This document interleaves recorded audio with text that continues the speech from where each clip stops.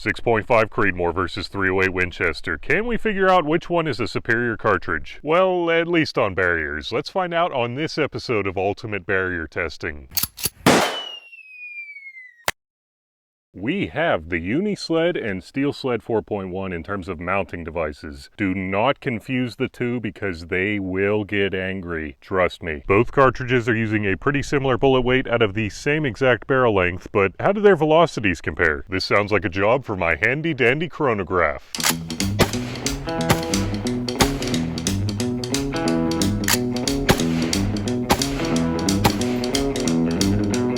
This should be pretty interesting. I mean, those velocities weren't really anything to write home about, so we'll see how this translates on the targets.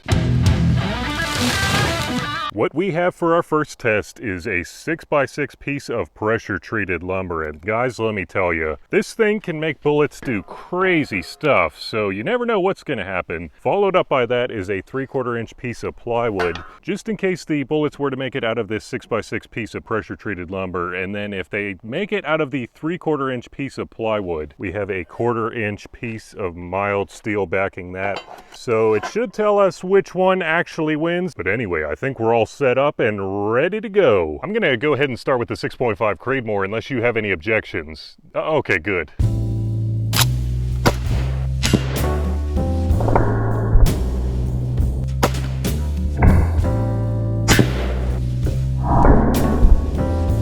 Two nicely spaced shots, about 2.5 to 3 inches apart potentially. I think more like 2.5, but anyway, let's check out the back. Wow, those are small holes. They barely did anything on the way through.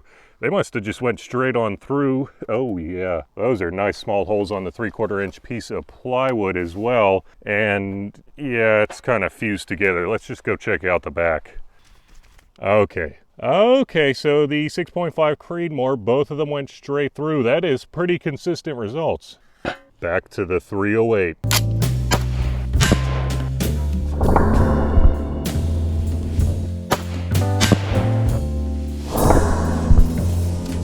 Good spread on these shots as well, probably about 3.5 inches, maybe 3 inches, I don't know for sure, but anyway, let's see what they did to the back. Okay, they went pretty much straight through. I think that one might have started doing something, but the holes were pretty small, just like the 6.5 Creedmoor. Now let's see. Okay, they both hit the 3/4 inch piece of plywood. It definitely looks like that one was tumbling a bit. This one appeared to be going straight through. I guess we'll check out the back.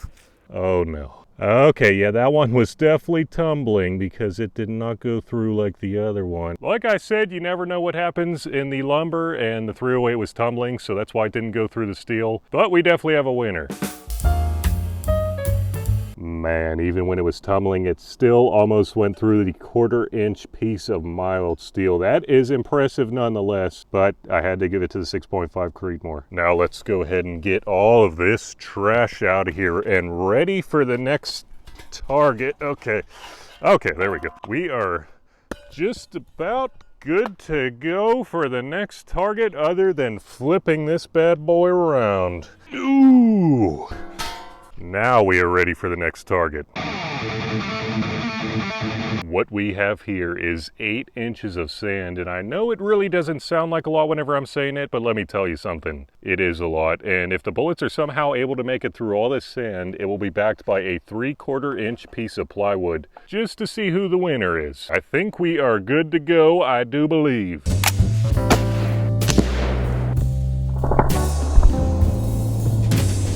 I couldn't really see where that one hit. The hole was so perfect. Look at that. Okay, now let's see what happened. Turn it around and see nothing on the back or out the bottom. Okay, time for the 308 after we do a little bit of enhancements.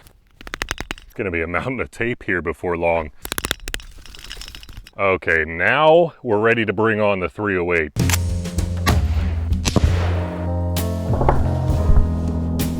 right where it needs to be. Now let's turn it around. And we don't see anything this time either. I guess this one is a draw as well. Let me check the bottom real quick. Absolutely nothing. This one is a draw. Okay, let's get this heavy box out of here. Oh, we are done with that one, and we need to flip the uni-sled right back around to where it was. I don't know why I don't start with the first two that are facing this way, but that's just the way I do it. We don't need to replace this 3/4 inch piece of plywood either. I'm just saving all the money now. And now we are ready for the next test. Our third target is 1.5 inches of solid concrete that is not reinforced. Guys, if I had to put this on a list of my favorite targets to shoot at, this would probably be number one, at least visually, because we get some pretty violent reactions. But let's see what that 6.5 Creedmoor does.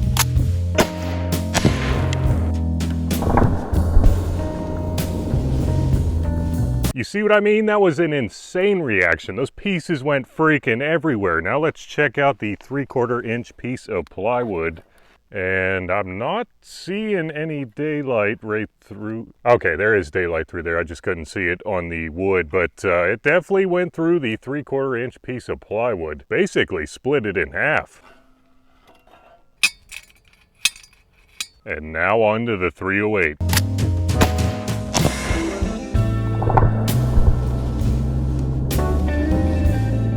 I don't exactly know what happened, but the plywood somehow disappeared at the same time too. Let's check it out. Absolute destruction. It freaking threw pieces everywhere. Now let's see what happened to, I guess, what's left of the 3/4 inch piece of plywood. Okay, so here is what I could find. Let's see. That one absolutely shredded that piece of plywood. I don't know if there were, I guess that was just the force of the 308, but that was pretty impressive results. It definitely went through the 3/4 inch piece of plywood, if I had to say so. Guess this round's a draw too. This is gonna be a close one. Mr. Unisled, would you kindly show yourself out the door, please? We need room for Steel Sled 4.1. Thank you.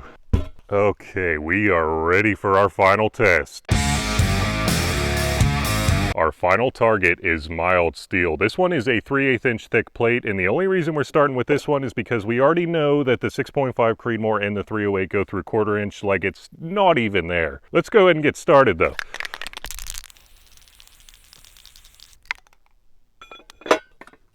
Okay, we are ready for action, I do believe. All I'm saying is that the 308 better hope that it does a terrific job on mild steel, or else the 6.5 Creedmoor is going to walk away with the title.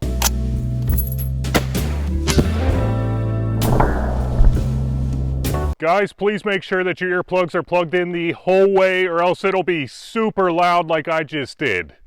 Thank you. I think we got a nice, yes we did, nice clean hole. Does it pass? No, it does not pass the pinky test. That is not a very big hole, but we'll see what the 308 does.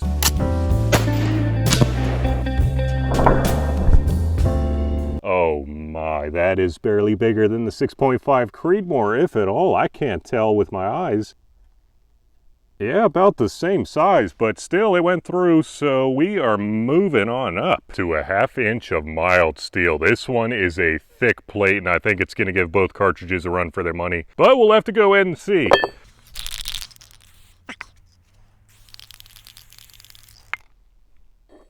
Alright, that's about as tight as it's going to get. On to the 6.5 Creedmoor.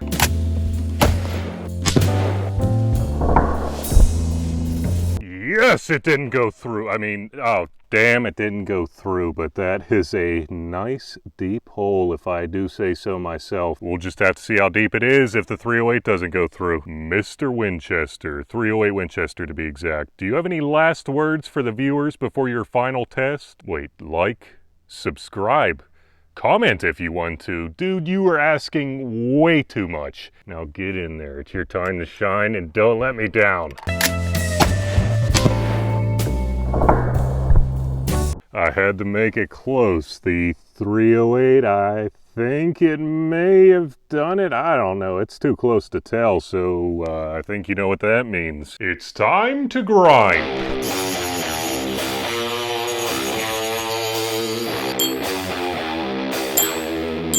In case you're curious, these are all the bullets, or well, the remains of the bullets that I could find inside that 8-inch thick sandbox. Check it out. These, I believe, are the bullets. Well, actually, I know for a fact that these are the bullets from the 300 Blackout. If you can remember from one of the previous videos, the 300 Blackout was pretty good about getting through that box, and I think I know why. These were the bullets from the 7.62 by 39, and as you can see, they started tumbling, but they definitely stayed together pretty good compared to some of these other bullets. The 9mm, well, actually, the 45 and the 9mm bullet pretty much look exactly like they did coming out of the handgun, if I had to guess. I mean, they might be a little bit deformed, but everything else, as you can see, is completely shredded up. Unfortunately, I'm not able to tell which bullet is which, but does it really matter? I mean, they're all freaking shredded up. So it seems like about 2,300 feet per second or less is about the max before the bullets start getting shredded up, at least with FMJ style bullets. Anyway, I don't know if you guys are ready for this, but here goes nothing. The absolute deepest point that I was able to find with the 308 Winchester was 415 thousandths, which is pretty respectable, but the absolute deepest point that I was able to find with the 6.5 Creedmoor was only 321 thousandths, so it really wasn't that close. So the 308 definitely won this round, but wait, that means... Okay, I don't actually have a tiebreaker, so you guys are going to need to decide which cartridge actually won this test. My vote goes towards the 308 Winchester all the way.